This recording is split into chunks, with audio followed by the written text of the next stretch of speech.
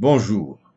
Dans notre second entretien, j'ai parlé de l'amour bouddhiste et de ses quatre composantes que je vais rappeler ici avec les noms palis pour ceux que ça intéresse. J'ai pas donc parlé de la compassion qu'on appelle karuna.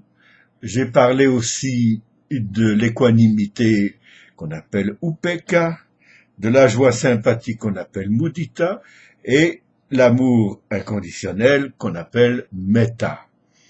Metta qui d'ailleurs est au centre d'un rituel qu'on appelle metta bhavana, qui est la dissémination de l'amour inconditionnel, où on envoie une énergie positive successivement à son maître spirituel, à sa famille, à ses amis, dans cet ordre-là, à ses ennemis même et à soi-même.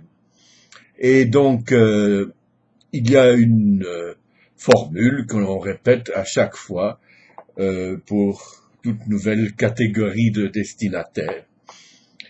Cela implique que Metta a quelque part une sorte de pouvoir magique, en tout cas de dissémination, et d'aller modifier le destin des uns et des autres. Aujourd'hui, je voudrais vous parler de quelque chose qui m'importe beaucoup et que dans le bouddhisme on appelle les trois caractéristiques, qui sont une description cosmogonique de l'univers selon laquelle tout l'univers reposerait sur trois caractéristiques qui sont anatta, l'absence d'ego, ou de soi, ou d'âme, anicca qui est l'impermanence, et dukkha qui est la souffrance. Ça implique donc que tout phénomène dans notre réalité directement perceptible est affecté par ces trois caractéristiques.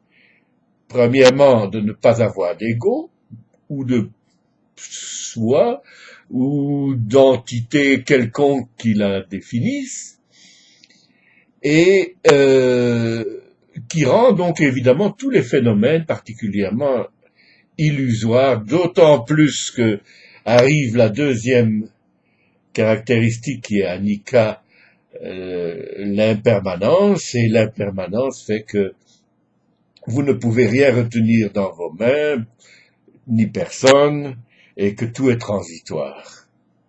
Un peu comme dans la philosophie d'Héraclite, où la rivière qui coule à tout instant est différente, même si elle vous paraît toujours la même. Et dukkha, qui méritera qu'on en parle de façon plus élaborée, qui est la souffrance. Mais que l'on sache déjà que tout phénomène, quel qu'il soit, qu'il s'agisse du cours des planètes, de la croissance des poireaux ou des relations entre personnes, est génératrice, tout phénomène est générateur plutôt de souffrance. Des souffrances qui peuvent être de différentes spécialisations, on peut souffrir de choses qu'on n'a pas, de choses qui s'en vont, de choses qui arrivent. Donc il y a, le bouddhisme répertorie ainsi 16 types de souffrances, mais il nous suffit donc de savoir que tous les phénomènes sont susceptibles d'en générer. Ainsi donc, absence d'ego, impermanence et souffrance. Aujourd'hui, j'aimerais bien m'étendre un petit peu sur plutôt sur l'absence d'ego. Parce que ça a une conséquence extrêmement importante.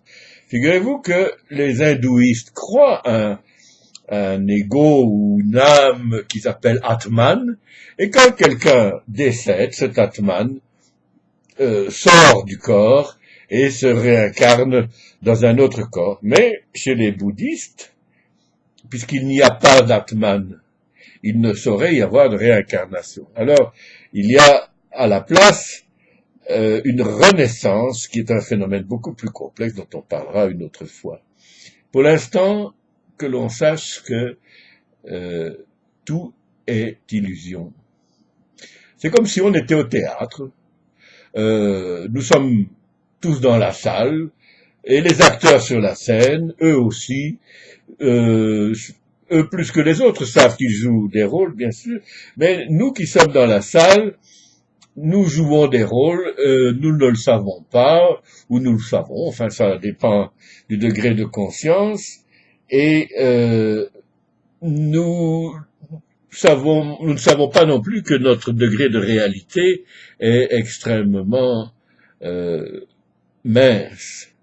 Il existe une réalité ultime, celle qui serait en coulisses, n'est-ce pas, derrière la scène, et cette réalité ultime, il faudra aussi en reparler une autre fois. Mais que l'on sache donc quoi que nous fassions, quoi que nous débattions, quoi que nous combattions, nous sommes en train de imiter Don Quichotte avec ses moulins. Nous sommes tout le temps en train de mener des combats illusoires. Ça ne veut pas dire qu'il faut mal payer les ouvriers ou comment dire laisser régner l'injustice sociale. Ce n'est pas ce que je veux dire.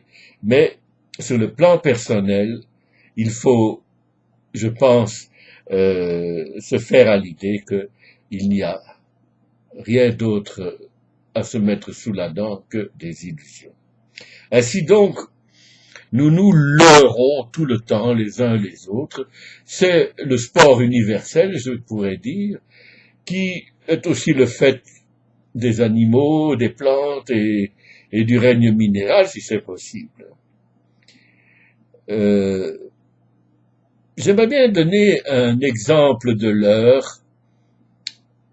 J'entends toujours le mot L-E-U-2-R-E, qui me paraît caractéristique d'une génération de souffrance particulièrement aiguë.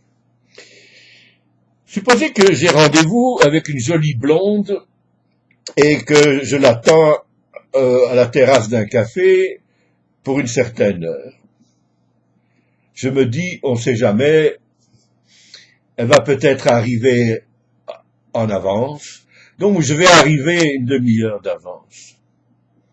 Elle arrivera peut-être avec une demi-heure de retard, si elle arrive, et j'aurai donc une heure pour me faire du mal en suspectant que cette blonde qui traverse la rue de l'autre côté peut être celle que j'attends, mais non, elle est plus grande ou elle est plus petite, et d'ailleurs celle que j'attends n'a pas un manteau vert comme elle, et jamais le portrait d'aussi haut talon, et donc j'ai porté ma capacité à m'illusionner sur la personne de cette jeune femme qui traverse la rue et qui n'a rien à voir avec mon existence, n'aura jamais rien à y voir, mais j'ai projeté sur elle une attente irréaliste de voir arriver la personne que j'attends à mon rendez-vous avant le moment où elle n'arrive. Et ce phénomène, je peux le répéter 5 minutes plus tard avec quelqu'un d'autre. Je peux trouver que ce camion qui vient livrer de la bière au café m'empêche de voir si la personne que j'attends va arriver. Et tout cela fait que je me rends de plus en plus malheureux. Et peut-être que quand finalement la jeune fille arrivera à notre rendez-vous, je serai de tellement mauvaise humeur que ça confirmera mes attentes les plus catastrophistes. Voilà ce que je voulais dire au sujet du leurre et de l'illusion que l'on vit au quotidien. Dans un prochain rendez-vous, nous parlerons des autres caractéristiques. Et en attendant ce moment, je vous souhaite de passer une journée sans affliction, ni regret, ni douleur, ni souffrance. À bientôt.